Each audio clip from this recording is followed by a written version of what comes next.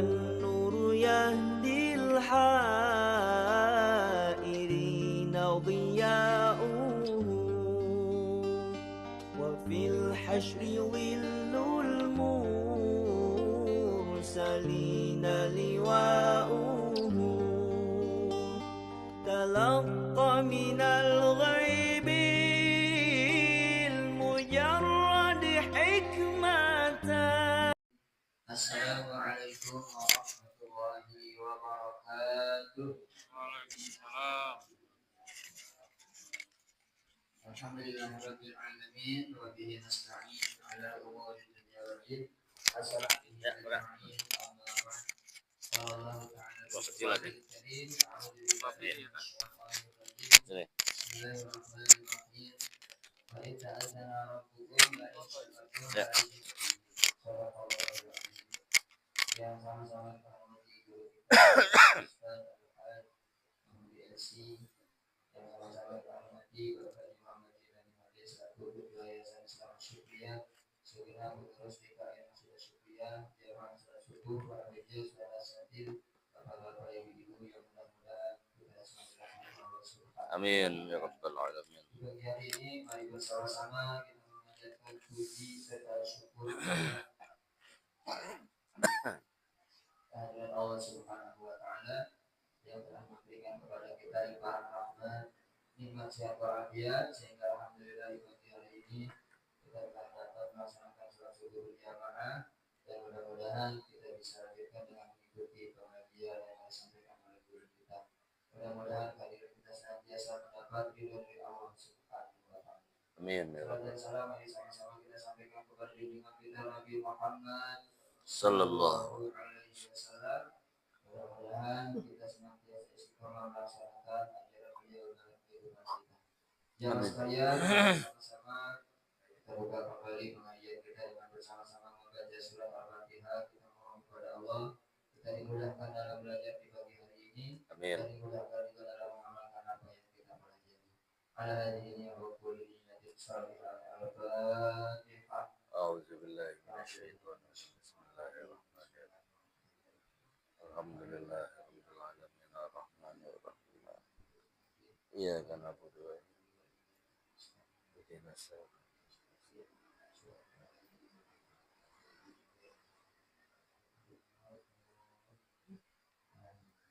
Jamaah sekalian, mari sama-sama kita ikuti pengajian yang disampaikan oleh guru kita. Ma'alani khalifah fadhil masyhur. Satu.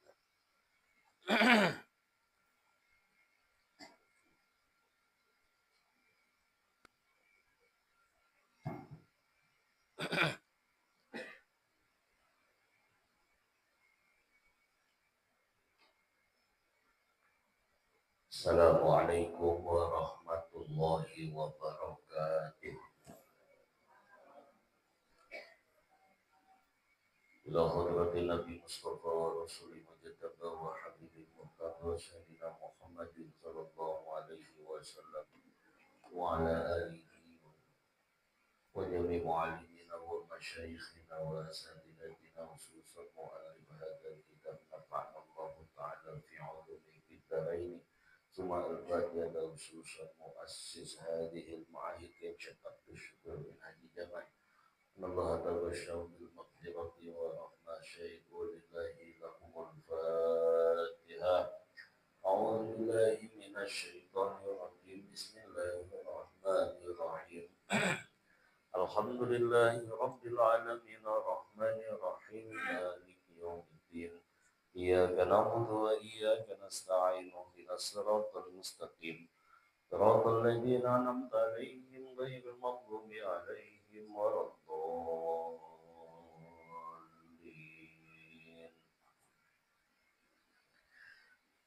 Alhamdulillah wassalatu wassalamu ala Rasulillah Sayyidina Muhammad ibn Abdillah wa ala alihi wa ashabihi wa man tabi'al huda amma ba'du. Qala ta'ala yarfa'illahu alladhina amanu minkum walladhina utul ilma darajat.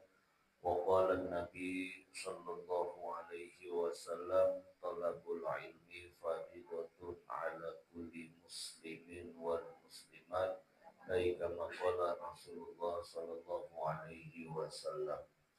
Alhamdulillah, pertama-tama kita panjatkan puji dan syukur kepada Allah di pagi hari kita bisa bertemu, bersua, bermuajahah, bersilaturahmi dalam rangka memenuhi kewajiban kita sholat subuh, kemudian dilanjutkan dengan kewajiban thalabul ilmi, yang mana kita berharap kepada Allah mudah-mudahan ilmu yang akan kita pelajari nanti bermanfaat buat kita, buat keluarga kita. Mudah-mudahan dengan ilmu ini ketika kita menutup mata dalam keadaan husnul khotimah, Allah terangi kubur kita, Allah masukkan kita ke dalam surganya Jannatul Na'im. Salawat dan salam kita sampaikan kepada baginda Rasulullah Sallallahu Alaihi Wasallam beserta keluarga, para sahabat, para tabi'in hingga akhirnya sampai kepada kita umatnya yang mudah-mudahan diberikan syafaat pada hari kiamat nanti. Bapak Ibu yang saya muliakan, mari kita bersiap-siap kembali untuk melanjutkan taklim kita daripada kitab Targhib wa Tarhib. Bismillahirrahmanirrahim. Qala musannifu rahimallahu ta'ala wa nafa'ana fi ulumihi fid dharain. An Anas bin Malik radhiyallahu anhu lamma nazala min ghazwati Tabuk. Faqala Rasul sallallahu alaihi wasallam, inna aqwaman khalfana bil Madinah ma salakna syibban wala wadiyan illa wa hum ma'ana hasbuhum udhru wallahu a'lamu bimuradihi. Dan bermula dari Anas bin Malik radhiyallahu anhu berkata, ketika kami pulang dari perang Tabuk, Nabi bersabda, inna aqwaman khalfana bil Madinah, sesungguhnya ada sekelompok orang di belakang kita di Madinah. Ma salakna syibban wala wadiyan illa wa hum ma'ana, di mana kita tidak melewati celah-celah gunung, tidak pula lewat lembah wadi. Illa wa hum ma'ana, akan tetapi mereka bersama kita, hasbuhumul uzur, karena mereka terhalang oleh uzur. Wa fi riwayatin, dalam riwayat yang datangnya dari Imam Bukhari dan Imam Dawud, lafadznya bahwa Nabi sallallahu alaihi wasallam bersabda, laqad taraktum bil Madinah aqwaman masirtun masira wala anfaqtum min nafaqatin wala qata'tum min wadin illa wa hum ma'akum fihi. Qalu ya Rasulullah, kaifa yakunu ma'ana wa hum bil Madinah? Faqala hasbuhumul marad. Dalam riwayat yang lain, Rasulullah Shallallahu Alaihi Wasallam bersabda dari Imam Bukhari dan Imam Dawud, laqad taraktum bil Madinah aqwaman, sungguh kalian telah meninggalkan Madinah suatu kaum, masirtum masiro, yang mana kalian tidak menempuh suatu jalan, wala anfaqtum min nafaqatin, tidak memberikan nafkah, suatu nafkah, dan juga tidak melewati lembah kecuali mereka bersama kalian. Qalu ya Rasulullah, kaifa yakunu ma'ana wa hum bil Madinah? Wahai Rasul, sahabat nyautin, bagaimana mereka tetap bersama kami sementara mereka masih diam di Madinah, tidak ikut Ghazwat Tabuk atau perang Tabuk? Maka Nabi menjawab, faqala hasbuhumul marad, mereka terhalangi oleh sakit. Ini hadis menjelaskan ada sebagian sahabat nggak ikut perang, secara fisik waktu perang Tabuk. Kenapa? Karena ada uzur yang dibolehkan. Makanya dalam hadis di sini, inna aqwaman khalfana bil Madinah. Dia masih di kota Madinah, masih di belakang, tidak ada di lembah, tidak ada di celah-celah gunung. Tapi Nabi bilang apa? Hasbuhumul uzr. Mereka dalam keadaan uzur. Maka dibolehkan, tapi ada yang unik di situ.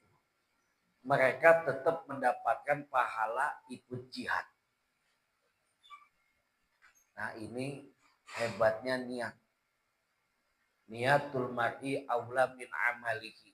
Niatnya seseorang lebih utama daripada amalnya. Dia udah niat tapi karena terhalang uzur. Ibu bapak udah niat ikut jihad. Karena terhalang uzur, sakit, atau harus mengurusi yang di rumah, udah niat. Tetap tercatat pada saat itu orang itu ikut perang bersama Rasul Shallallahu Alaihi Wasallam. Hasbuhumul uzur atau hasbuhumul marad, karena uzurnya dibolehkan, alasannya dibenarkan karena sakit. Mereka tetap mendapatkan pahala seperti pahala orang yang berperang karena mereka memiliki niat keinginan ikut dalam barisan namun terhalang oleh uzur syar'i seperti sakit, lanjut usia, ada tanggung jawab keluarga yang nggak bisa ditinggalkan. Jadi perang Tabuk itu perang yang terakhir yang dipimpin oleh Rasulullah Shallallahu Alaihi Wasallam. Itu kalau secara Masehi itu 630 tahun Hijriah, itu pada tahun ke-9 perang Tabuk adanya di utara itu negara Saudi sebagai reaksi ancaman dari Bizantium. Ada yang menjadi catatan di sini, uzur syar'i. Jadi uzur syar'i ini alasan yang dibenarkan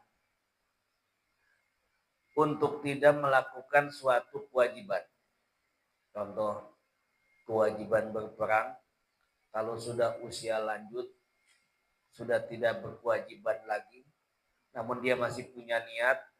Yang kedua, uzur di situ karena ada tanggungan keluarga.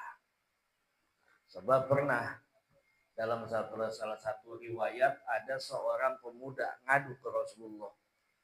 Ya Rasul, saya pengen ikut jihad. Bolehkah? Ditanya, masih punya orang tua enggak? Masih ada ibu saya. Urusin ibu kamu, itu sudah sama jihad di jalan Allah. Itu sampai seperti itu. Apa alasannya? Karena ada tanggung jawab keluarga. Kemudian dalam hadis ini dijelaskan tentang pahala berperang.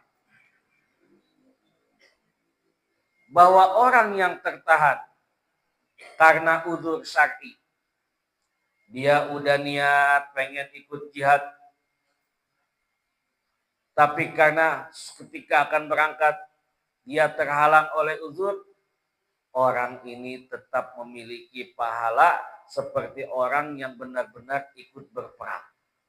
Masya Allah, itu betapa tinggi niat seseorang. Makanya sahabat nanya dalam riwayat yang kedua, laqad taraktum aqwaman masirtum masiran wala anfaqtum min nafaqatin wala qata'tum min wadin illa wa hum ma'akum fi. Sungguh kalian telah meninggalkan di Madinah suatu kaum yang menempuh suatu jalan, tidak menafkahkan atau tidak bawa nafkah, tidak melewati lembah, tapi mereka tetap bersama kalian. Kita udah ninggalin nih satu kaum di kota Madinah, tidak menafkahkan dan juga tidak melewati lembah. Wahum illa wahum ma'akum. Akan tetapi mereka tetap bersama kalian, kata Rasulullah SAW. Qalu ya Rasulullah, bagaimana mereka bisa bersama kami? Yakunu ma'ana wahum bil Madinah, sedangkan mereka itu di Madinah. Wa qala hasbuhumul marad. mereka itu terhalangi oleh sakit. Dan inilah makna wahum ma'akum, mereka tetap bersama kamu. Ini artinya apa? Orang yang udah niat untuk jihad akan tetapi terhalang oleh uzur karena sakit, karena ngurusin orang tua, maka dia tetap memiliki pahala yang benar-benar seperti ikut berperang. Ini menunjukkan betapa pentingnya niat dalam Islam, sehingga Allah mengetahui niat sekecil apapun. Niat kita kecil. Nggak ada yang tahu niat orang, ada yang di dalam hati. Tapi Allah udah tahu. Sehingga tetap dicatat. Kemudian dijelaskan lagi dalam hadis ini.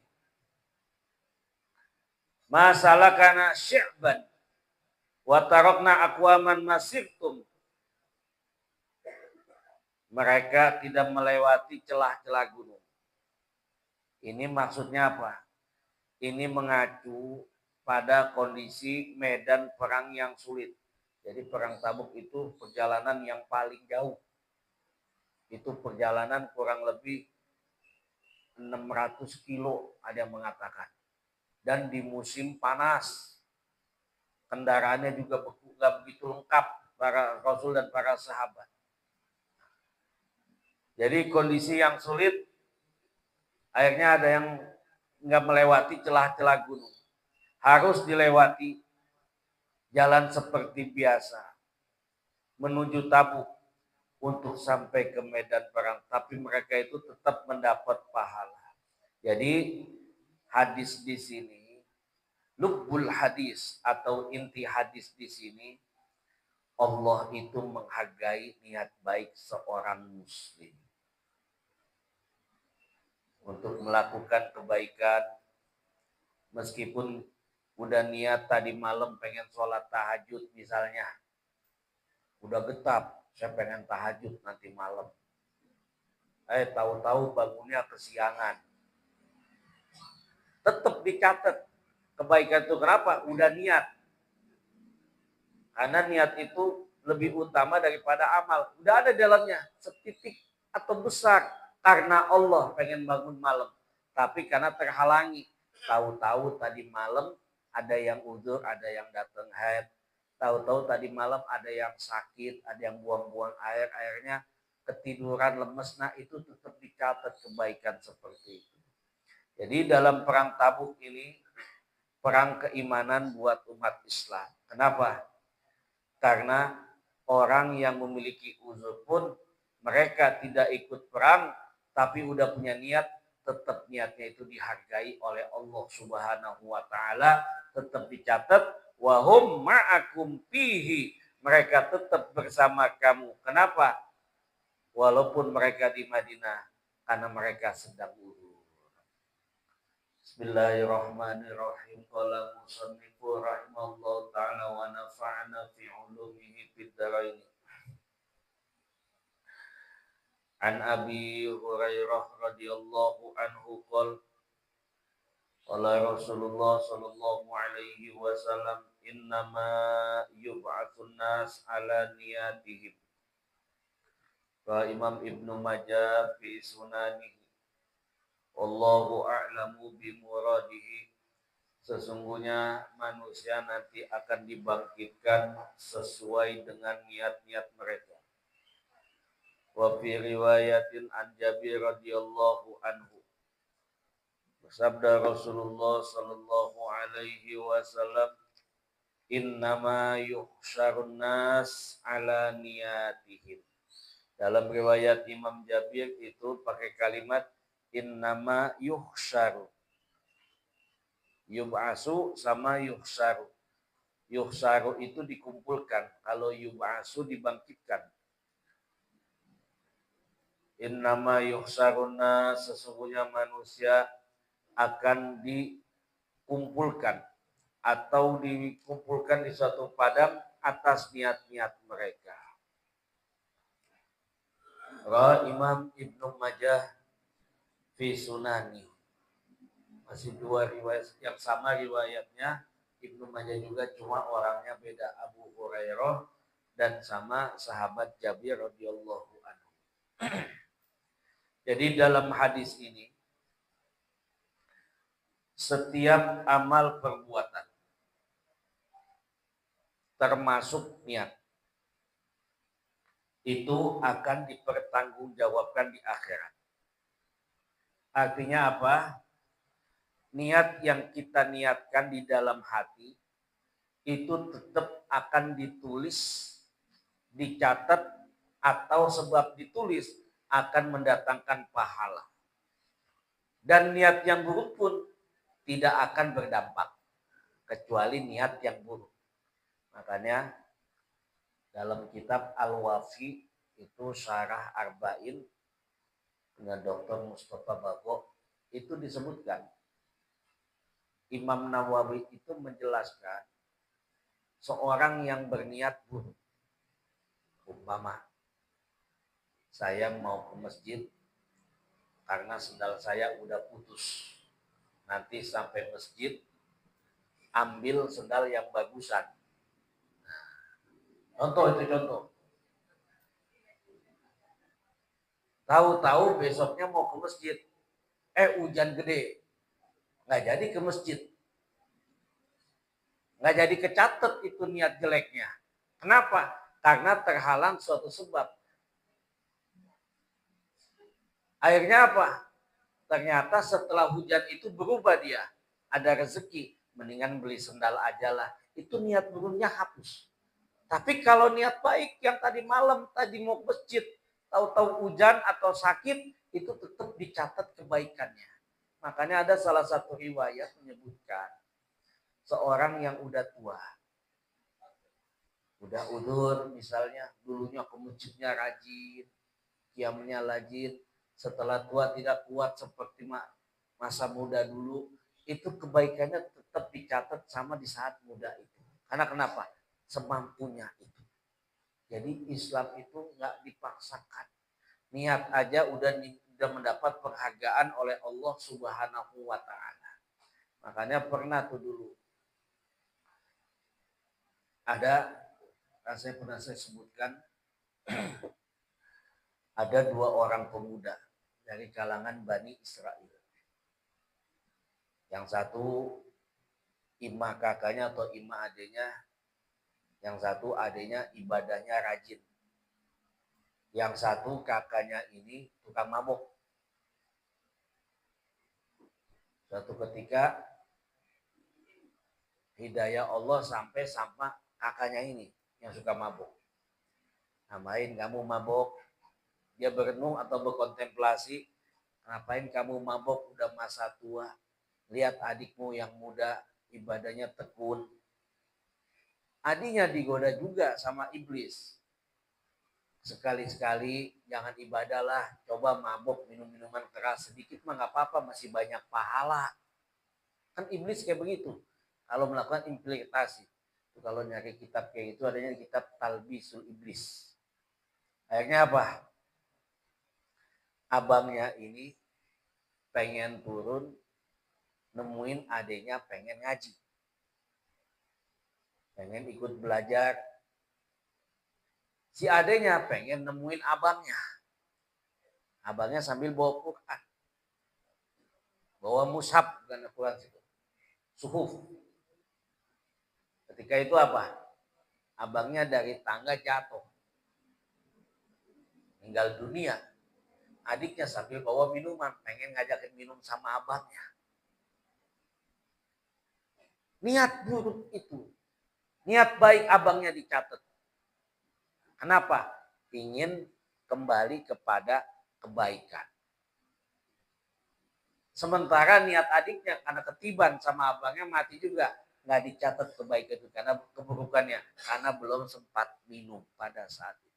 Makanya kadang-kadang niat-niat seperti itu banyak dicontohkan dalam hadis. Ada seorang yang di masa Rasul udah ngebunuh. Tahu-tahu, bukan di kalangan Bani Israel, Nabi menceritakan. Sebutkan itu udah membunuh 99. Datang ke rohib, dibilang nggak diampuni, dibunuh tuh rohibnya. Akhirnya dia pergi satu tempat, ketemu orang itu hijrah. Ketika hijrah dicatat, sejauh mana tempat yang paling banyak dia tuju. Karena malaikat Zabaniyah sama malaikat Rahmah berebut. Dia punya aku, dia milikku. Kenapa? Ini orang dihitung langkahnya akhirnya. Ternyata lebih banyak langkah menuju kebaikannya. Nah itu niat kebaikan itu betapa dihargai, dicatat oleh Allah. Walaupun gak kelihatan, walaupun adanya di dalam hati yang paling dalam. Itu seperti itu. Jadi lubul hadis. Intinya hadis. Setiap orang akan mendapatkan balasan sesuai niatnya. Apabila karena Allah akan sampai kepada Allah dan Rasul. Itu awal hadisnya. Sehingga Imam Ibnu Rushd menyimpulkan makalah atau hadis Nabi Shallallahu Alaihi Wasallam, madama lillahi tatimmu wa madama li ghairillah yanhatim. Yang apa-apa karena Allah akan sempurna, yang bukan karena Allah maka siap-siap akan kecewa. Kemudian lubul hadis yang kedua atau inti hadis dibilang niat sebagai penentu. Artinya apa? Bahwa niat dasar itu diterimanya suatu amal. Tanpa niat benar, perbuatan itu meskipun kelihatan baik, tetap tidak ternilai oleh Allah Subhanahu wa Ta'ala. Ini dalam kitab Ta'lim Muta'alim pernah saya sebutkan.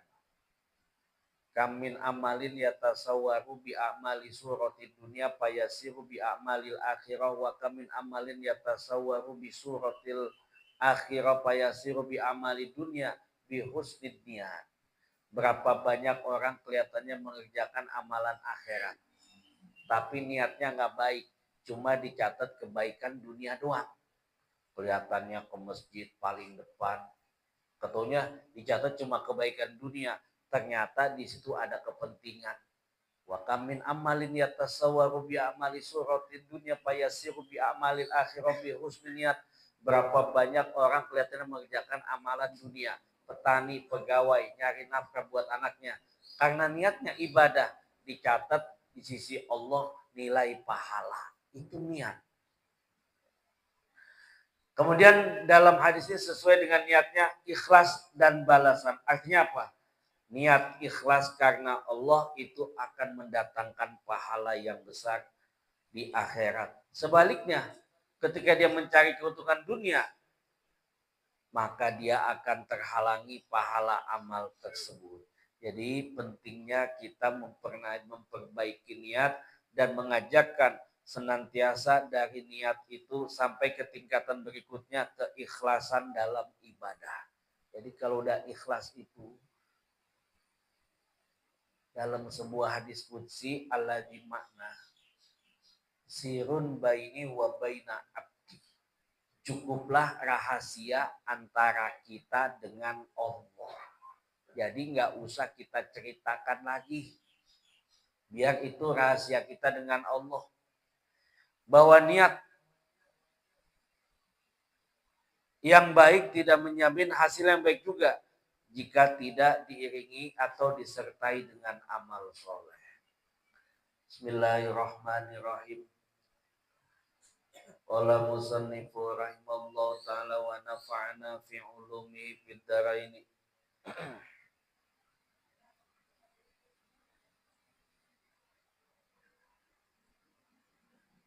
An Abi Hurairah radhiyallahu anhu qala Rasulullah sallallahu alaihi wasallam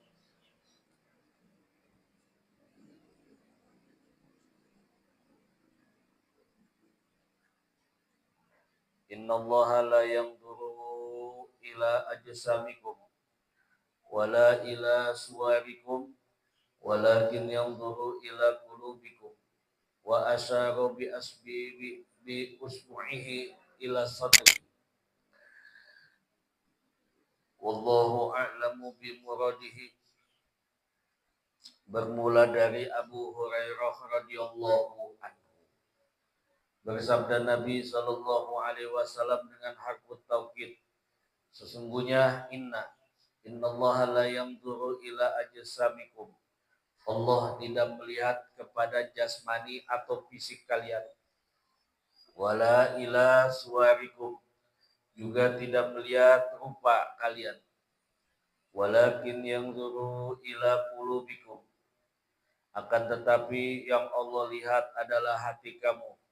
Wa asyara bi usbuhi ila sadrihi, dan Rasul sambil menunjuk jarinya ke dadanya. Begini. Ini hadis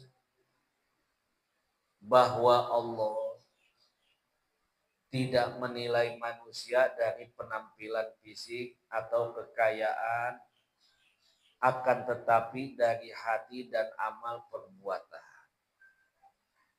Ini berarti bahwa kebaikan atau keburukan di mata Allah itu ditentukan dengan apa yang ada di dalam hati.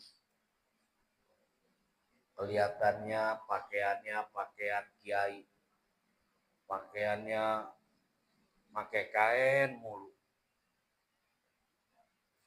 kelihatannya pakaiannya pakaian ulama, tapi amalannya amalan orang fasik. Ada nggak kayak gitu? Ada. Jadi nggak ngelihat fisiknya. Ya mohon maaf. Itu kalau di pasar, saya kalau ngelihat bangke, tahu bangke? Bang keliling.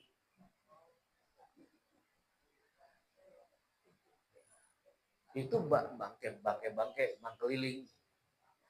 Itu kalau di pasar, itu kalau perempuan pakai jilbab.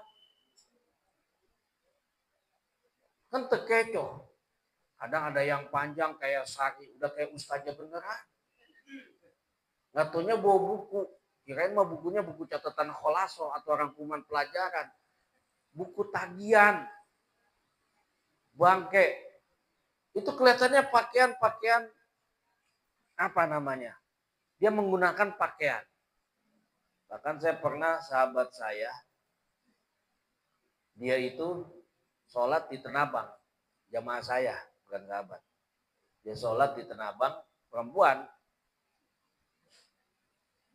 Barang dia sholat, itu pakaiannya pakaian mukena, pakai sari gitu, mohon maaf. Barang habis sholat, dia lagi sujud atau gimana, habis sholat dia buka, barangnya hilang. Karena dia berani, yakin yang ngambil orang ini, dipegang aja sama dia. Ternyata HP-nya, dompetnya ada sama dia. Ini ada kalanya kita jangan terkecoh dengan yang namanya pakaian. Masih baik tuh jamaah saya. Diambil uangnya, diambil HP-nya, sambil dikasih uang. Udah jangan nyolong lagi nih, buat ongkos dikasih 200.000. Itu sampai sebegitunya. Jadi jangan terkecoh. Ini berarti apa?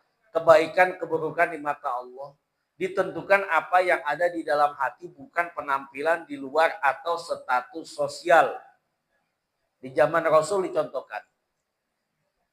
Itu Nabi bilang, suatu ketika, ini hadis dari Abu Hurairah, pernah kita baca kemarin. Ulang ini mah.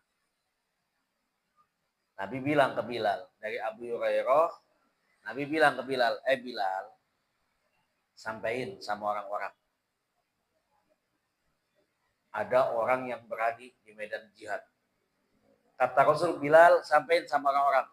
Orang itu tidak masuk surga. Nabi ngomong begitu langsung. Ternyata apa? Orang yang dibilang hebat itu, kena panah, berlumuran darah, sahabat pada ragu dengan perkataan Nabi itu. Bilal yang ngomong, ini dari Rasul. Pada ragu. Berdarah semua. Nabi bilang, innahu la yadkhulul jannah illa nafsun muslimatun. Sesungguhnya tidak akan masuk surga kecuali orang dalam keadaan Islam yang sungguh-sungguh. Wa inna din wa inna Allah la yu'ayyidu hadzal din bi rajulin fasik. Dan sesungguhnya Allah nanti akan memenangkan agama Islam ini dengan rajul, lelaki yang datangnya dari kalangan orang fasik. Tahu hukum tapi dilanggar hukum. Siapa itu? Akhirnya apa? Yang anak muda tadi yang kelihatan berlumuran darah, sahabat pada kagum, diambil pedang, ditancap perutnya ke pedang, mati.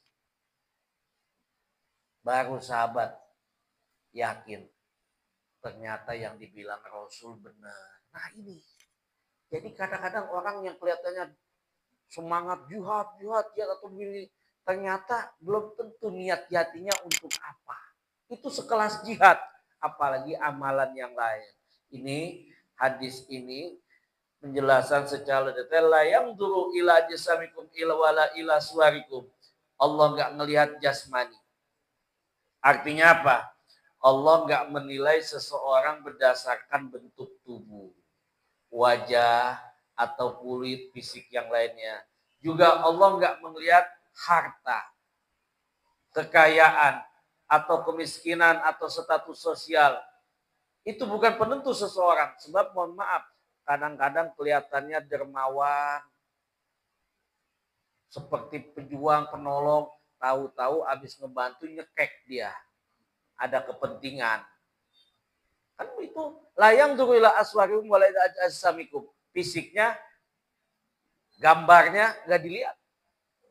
Giliran lagi mau nyalon, royalnya bukan main. Nggak taunya udah kepilih, ada kepentingan. Itu termasuk di dalam makna hadis di sini. Jangan terkecoh dengan kebaikan seseorang. Dengan kekayaan. Belum tentu dengan kekayaan itu dia berkorban untuk Allah. Kecuali di hatinya itu. Walakin yang duru ila qulubikum. Tapi Allah melihat hati.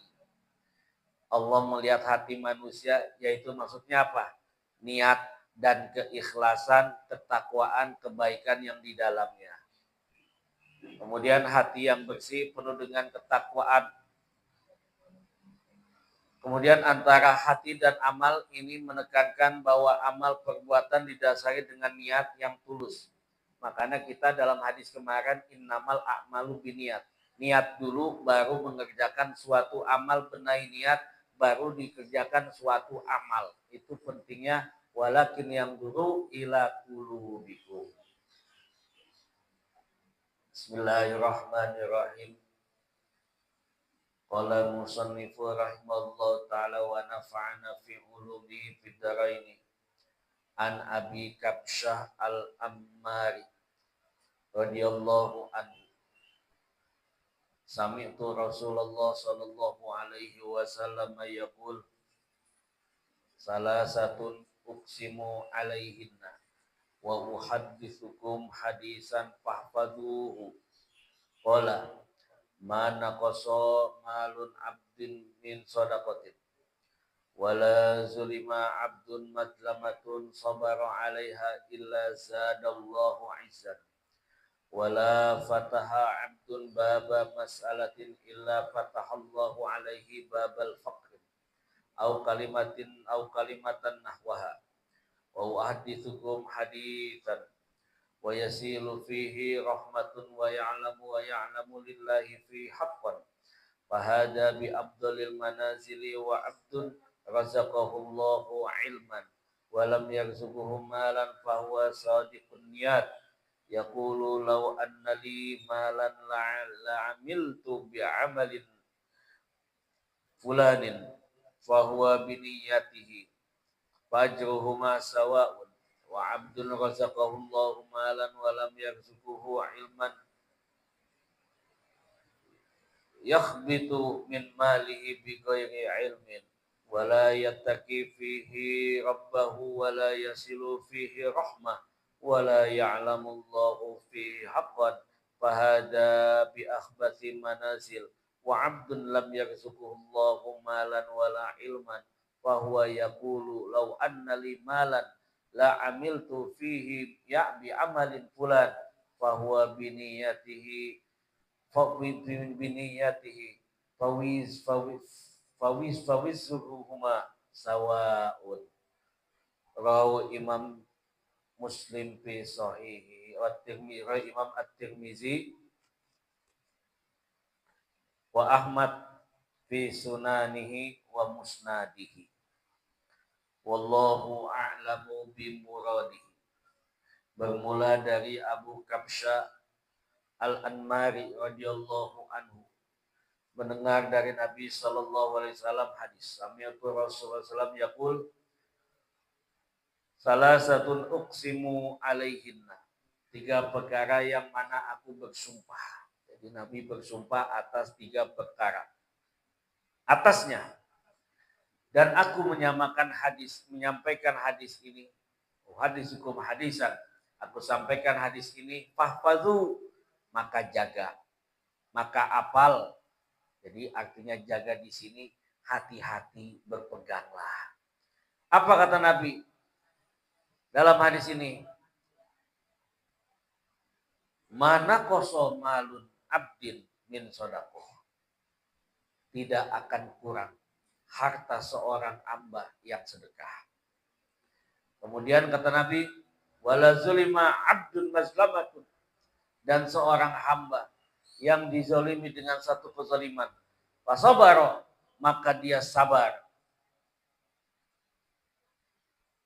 maka atasnya kecuali Allah memberikan kemuliaan, izzat.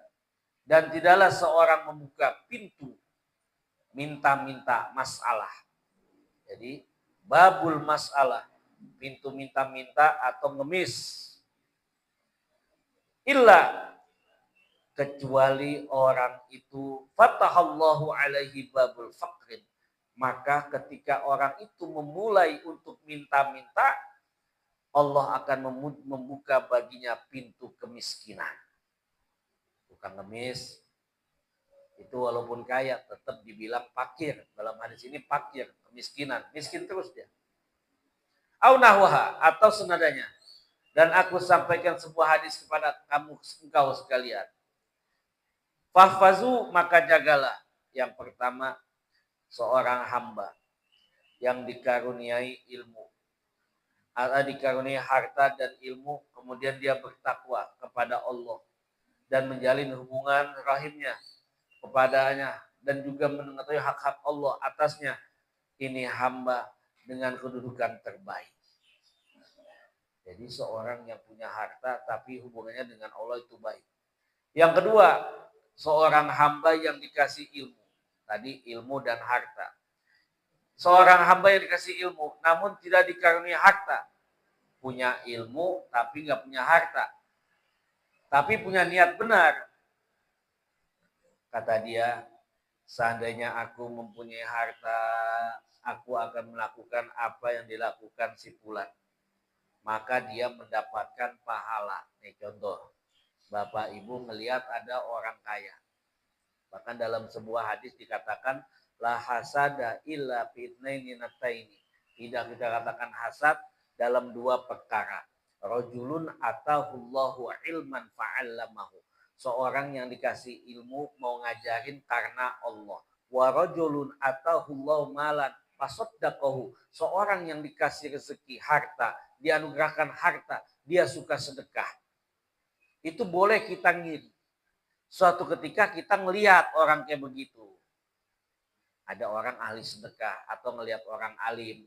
Kita ngelihat, seandainya saya kayak dia ya Allah. Tuh si orang kaya sedekahnya Masya Allah. Kita ngomong, maka niscaya saya akan melakukan apa yang dilakukan si fulan sekarang ini ya Allah. Kita ngomong begitu aja, orang itu dapat pahala. Kira-kira niat nggak di situ? Padahal kita belum kaya, baru niat doang. Padahal giliran udah kaya, belum tentu mau ngasih juga ya.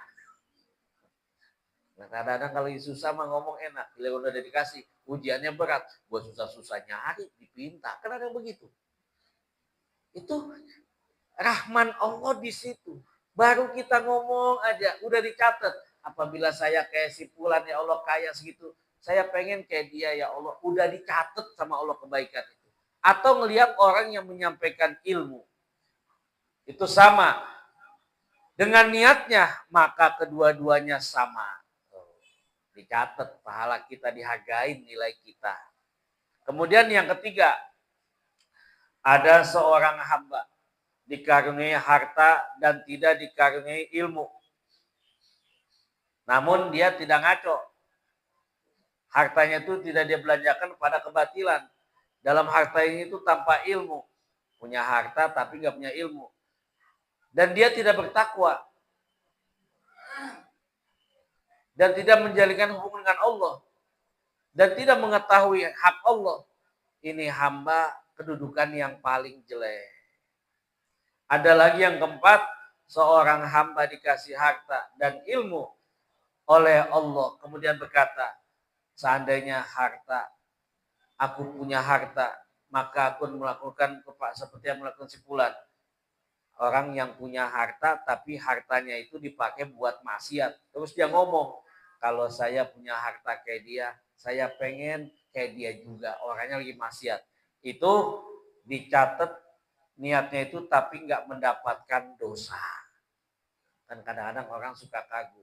Oh dia enak amat ya mobilnya gonta-ganti mulu. Balapan di sono sini, nongkrong di kafe sambil ini. Seandainya saya kayak dia, baru begitu doang. Itu nggak dicatat oleh Allah. Tidak mendapat dosa dengan niatnya. Ini hadis riwayat Imam Ahmad dan Tirmizi dalam kitab sunannya.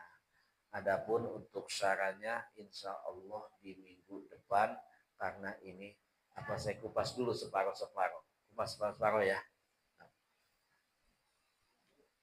Jadi yang pertama, mana koso abdun min sodakoh. Tidak akan kurang seorang hamba hartanya yang disedekahkan. Apa sih sedekah itu? Al-Imam Al-Jurjani mengatakan, sedekah itu pemberian yang diniatkan karena Allah. Itu sedekah. Kita ngasih. Hari ini ibu datang ke masjid pengajian, kebetulan bawa permen Kopiko. Ada temennya yang ngantuk. Saya kasih sedekah Kopiko, permen. Karena Allah. Nah itu diniatkan untuk mendapatkan pahala karena Allah. Maka itu dikatakan sedekah. Memberikan sesuatu karena Allah, niat karena Allah mendapat pahala. Itu namanya sedekah. Lain dengan zakat. Zakat itu wajib. Makanya dalam Al-Quran, khudh min amwalihim sodakotan. Tutohirum wa tuzakim. Dipaksa kalau zakat itu diambil, dijemput. Karena waktu Nabi mengambil zakat kepada Sa'labah dijemput. Kalau zakat itu. Karena wajib. Adapun sedekah sifatnya sunnah. Namun pahalanya besar. Adapun Imam Nawawi Ad-Damashqi mengatakan. Sodakoh. Orang yang bersedekah. Itu mencerminkan kebenaran iman seseorang. Baik secara lahir maupun batin. Sebab Rasul mengajarkan sedekah itu wujud nyata cinta kepada Allah Subhanahu wa taala. Sehingga dalam Al-Qur'an, masalul ladzina yunfikuna amwalahum fi sabilillah kamatsali habbatin anbatat ila akhiril ayat. Kemudian disebutkan mana koso sodakoh min malid. Maksudnya apa? Tidak akan kurang harta yang disedekahkan. Jadi makna spiritual bahwa harta yang disedekahkan itu membawa keberkahan. Sehingga kekayaan yang tersisa itu akan lebih bermanfaat. Ingat ketika kita bersedekah itu ada 3 doa dari harta kita. Kuntu qalilatan fakasartani. Aku ini sedikit, ketika engkau kasih kamu menjadi banyak. Kuntu faniyatan fa'abqaitani. Aku ini panah, harta bilang. Fa'abqaitani, sebab engkau belanjakan di jalan Allah, maka menjadi kekal. Jadi harta yang kekal itu harta yang kita belanjakan di jalan Allah, bukan yang ada di tabungan kita. Qatsirtu harisi fal'an kuntu harisaka. Kalau dulu kamu di dunia, kamu jagain hartamu. Sekarang di akhirat, di kuburan, saatnya aku yang menjaga kamu. Hai orang yang membelanjakan hartanya di jalan Allah Subhanahu wa ta'ala. Kemudian pahala berlipat. Masalul ladzina yunfikuna amwalahum fi sabilillah kama ambatat sabasana bila fi kulli sumratin mi'atu habbah wallahu yudha'ifu liman yasha wallahu wasi'un alim. Berlipat dan ditambah lagi lipatkannya. Kemudian mencegah bala.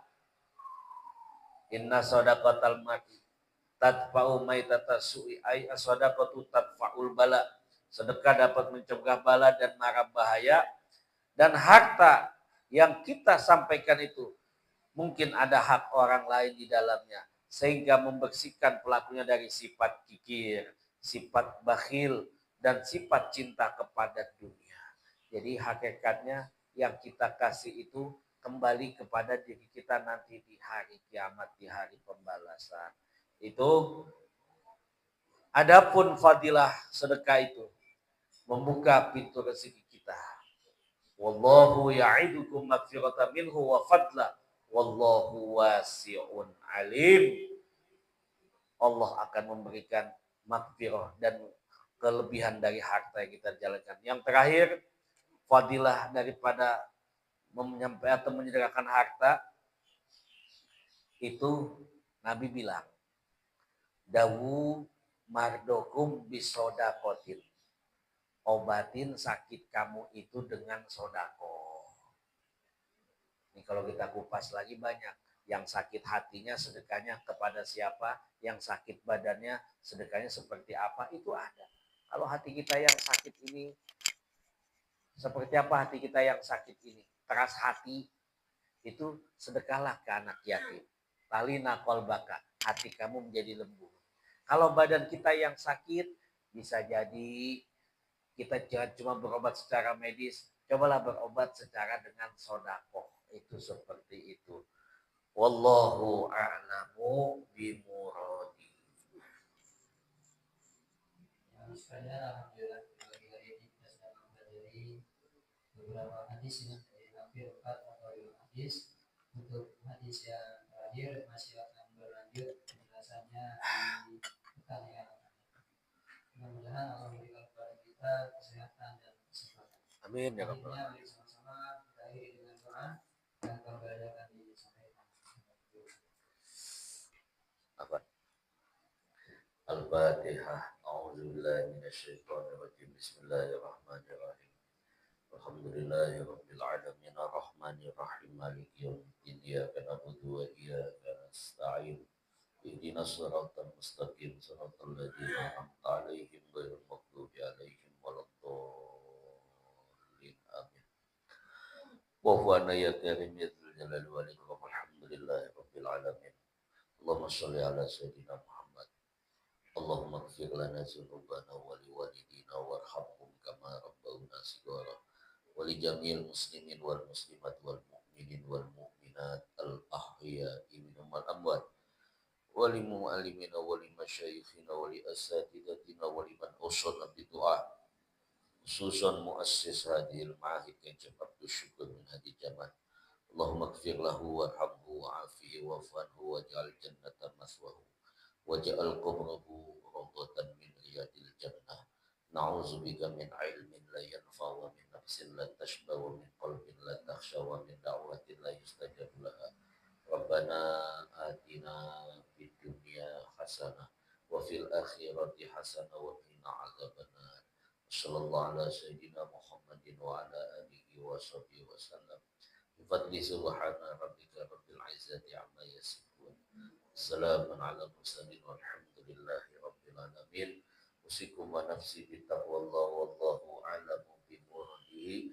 Dari saya, assalamualaikum warahmatullahi wabarakatuh. I was so far from you, yet to me you were always so close. I wandered lost in the dark.